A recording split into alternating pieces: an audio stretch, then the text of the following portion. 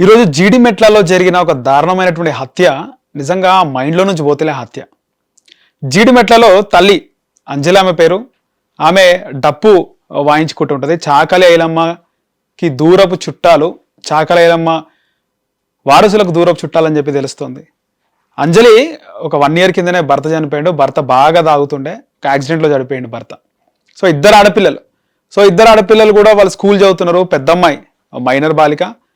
ఆ అమ్మాయికి 6 నెలల క్రిందట, 6 నుంచి 8 నెలల క్రిందట ఇన్స్టాగ్రామ్లో నల్గొండకు చెందిన శివ అనే అబ్బాయి పరిచయం అయిన తర్వాత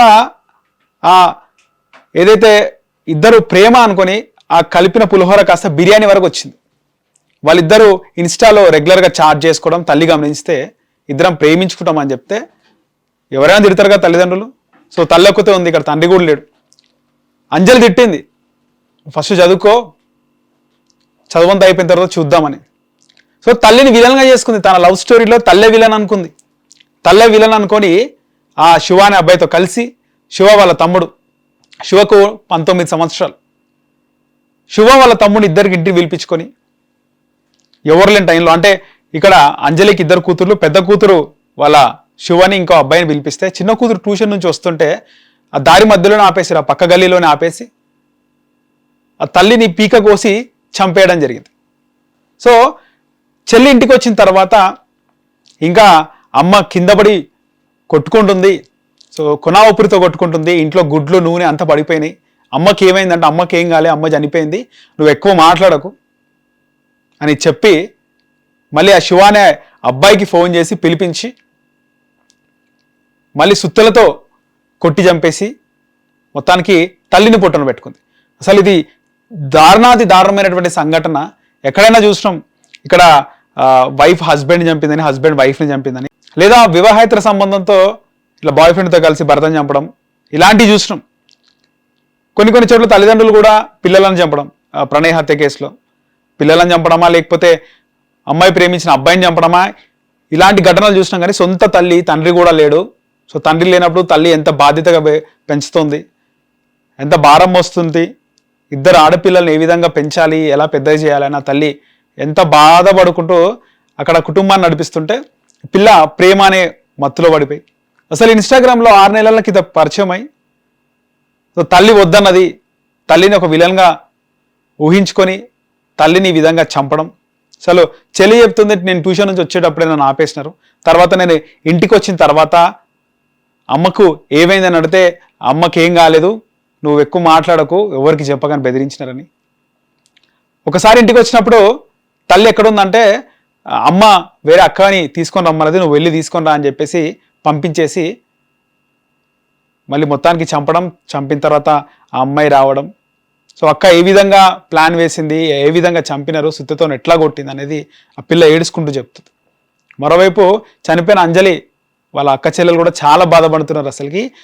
అసలు 10th క్లాస్ అమ్మాయి చదివిపిస్తుంటే కళ్ళు నెత్తికెక్కి అసలుకు ఈ విధంగా పొట్టన పెట్టుకుంది అని చెప్పేసి. నిజంగా ఇక్కడ మహిళలా లేకపోతే ఆడోళ్ళ, అమ్మాయి మైనర్ బాలిక, చిన్న అమ్మాయ, ఇవన్నీ పక్కకు పెట్టేస్తే ఇంత దారుణమైనటువంటి తప్పు చేసిన తర్వాత కొన్ని రోజులు మనం మాట్లాడుకుంటాం, తర్వాత మర్చిపోతాం. కానీ నిజంగా వేరే దేశాల్లో ఉన్నటువంటి శిక్షలు ఇన్స్టెంట్గా చేయొద్దు, శిక్షలు వేయొద్దని కొంతమంది సామాజిక విశ్లేషకులు మాట్లాడుతుంటారు. స్పీడీ జస్టిస్ కావాలంటారు. కానీ కఠినమైన, బహిరంగంగా కఠినమైన, ఎప్పుడో 6 నెలల తర్వాత, సంవత్సరం తర్వాత ఆ గతంలో ఇలాంటి ఘటన జరిగింది కదా, తల్లిని చంపేసింది కదా బిడ్డ లవర్తో కలిసి, ఆ పిల్లకి శిక్ష పడ్డదనే వార్తలు కాకుండా ప్రజలకు అర్థమయ్యేట్టుగా నిజంగా ఈ విధంగా తప్పు చేస్తే, ఏం ఆలోచించకుండా తప్పు చేస్తే కఠినంగా వ్యవహరిస్తుంది ఈ సమాజం, లేకపోతే ప్రభుత్వమా, ఈ ఏవైతే న్యాయ వ్యవస్థ ఉందో కఠినంగా ఎప్పటికప్పుడు వీళ్ళని కూడా ఏ విధంగా కఠినమైన శిక్ష ఇస్తే వేరే వాళ్ళకు కూడా భయం అవుతుంది. అంటే వాళ్ళ చిన్న వయసు ఉండొచ్చు, ఇలాంటి తప్పు చేస్తే ఏం జరుగుతుంది, మనం గుర్తుపట్టరు కదా, మనం చంపినట్టు ఏ విధంగా తెలుస్తుంది, లేదా ఏం అవగాహన లేకుండా ఆలోచించకుండా చేసిరు అనుకోవచ్చు. కానీ ఇలాంటి వరుసగా జరుగుతున్న ఇదైతే దారుణమైనటువంటి సంఘటన.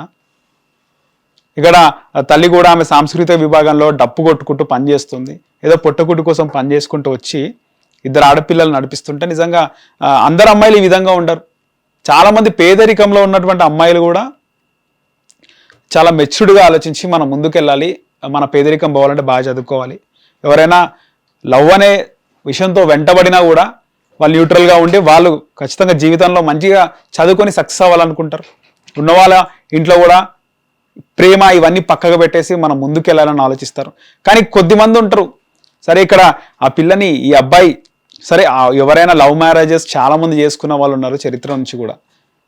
సో ఏజ్ కాదు, ఆ ఏజ్లో లవ్ చేసినా కూడా కొద్ది రోజులు ఆగి అదే కంటిన్యూ చేసి డిగ్రీయో లేకపోతే వాళ్ళు ఒక 23-24 ఇయర్స్ వచ్చినప్పుడు పెళ్లి చేసుకున్న అయిపోతుంది. కానీ ఒక ప్రాణం పోగొట్టినారు. ఇది చాలా బాధాకరమైనటువంటి సంఘటన.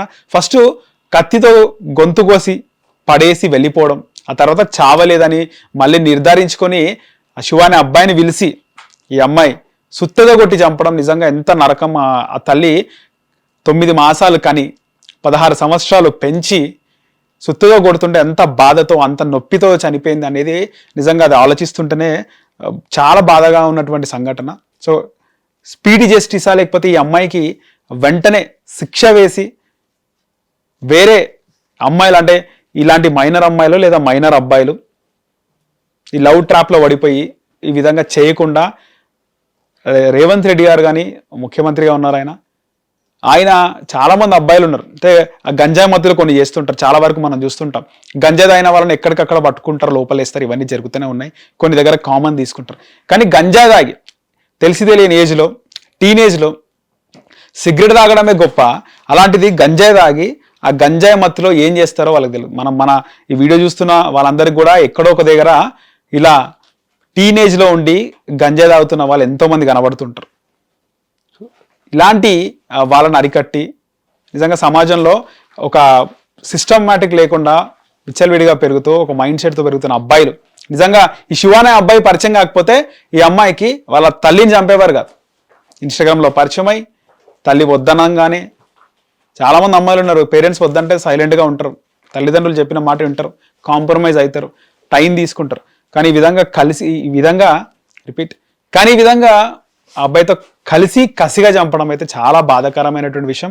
కఠిన శిక్షలు వేయాలి. నిజంగా నన్ను అడిగితే మాత్రం ఇక్కడ అమ్మాయి లేదా టీనేజ్ అమ్మాయి అబ్బాయి కాదు, వీళ్ళ నిజంగా రోడ్డు పైన వీళ్ళ కఠినమైన శిక్ష వేస్తే సొసైటీ వాళ్ళని చూస్తుంది. నిజంగా ఇలాంటి తప్పు చేస్తే ప్రభుత్వం లేదా ఈ విధంగా మన దేశంలో చేస్తే ఖచ్చితంగా కఠినమైన శిక్షలు ఉంటాయని వాళ్ళు చేయకుండా అయితే ఉంటారు.